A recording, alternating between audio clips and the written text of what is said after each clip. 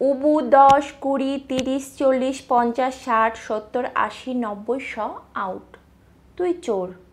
মনে আছে সেই গুনতির দিন? ভ্যারিয়েশনও ছিল প্রচুর।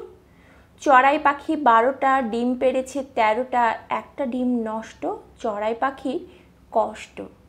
শেষের টানটা অতীব জরুরি। তারপরে ইন পিন, সেফটি পিন, পরেরটুকু ভুলে গেছি।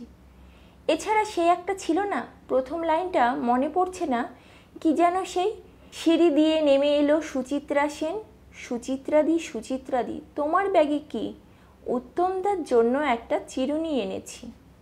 এর মধ্যেও একটু 2 নম্বরই থাকতো মাঝে মধ্যে। কায়দা করে গোনার স্পিড বাড়িয়ে কমিয়ে পছন্দের জনকে আউট না করা। যে আউট হবে তাকে আবার অন্যজনকে আউট করার সুযোগ খুঁজতে হবে। রুমাল চোর খেলায় পিঠের পিছনে ফেলা রুমালের অবস্থান যে টের পাবে না, তার পিঠে কিল মেরে ফের দৌড়তে হবে। আর যে টের পাবে তাকে দৌড়ে ধরতে হবে আগের জনকে। ধরে ফেললে আগের জন ফের আউট, না ধরতে পারলে পরম্পরা জারি থাকবে, এতটুকু মনে আছে। দল বিশেষে খেলার নিয়ম আলাদা ছিল কিনা জানি না। কানামাছি খেলাতেও 2 নম্বরই চলতো, মানে আমি করতাম ওটা। চোখ বাঁধার সময় দুটো ভুরু কুঁচকে কপালটা ওপরে জোর করে তুললে বাঁধনের নিচের দিকে হালকা একটু ফাঁক থেকে যেত। এতে মুখ খুব ভালো দেখা যেত না, পাগুলো ভালোই দেখা যেত। বাকিটা তো বেশ সহজ। ইনডোর গেম বলতে লুডো, সাপসিঁড়ি, রং মিলান্তি, পুলিশ চোর। এই চোর পুলিশ খেলা কলেজে পড়ার বয়সেও খেলেছি বাড়িতে, মাও খেলতো। খেলায় না জিতলে আমার রাগ হয়ে যেত, গোমড়া হয়ে যেতাম।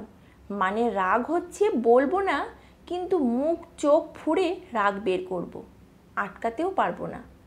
লুডো খেলতে খেলতে চুরি করা তো অনেকের কাছে নিয়মের মতো। লোডশেডিং হলে আমি, বাবা, মা লুডো খেলতে বসতাম।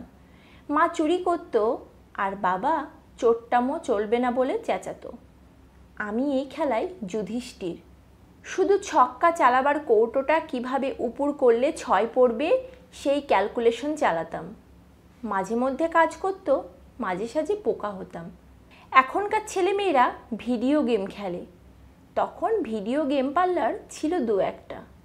আমরা জানতাম ওসব বড় লোকেরা খেলে। ওই আইডিয়া ধরে এগোলে এখন সবাই বড় লোক, সবাই গেম খেলে সর্বত্র।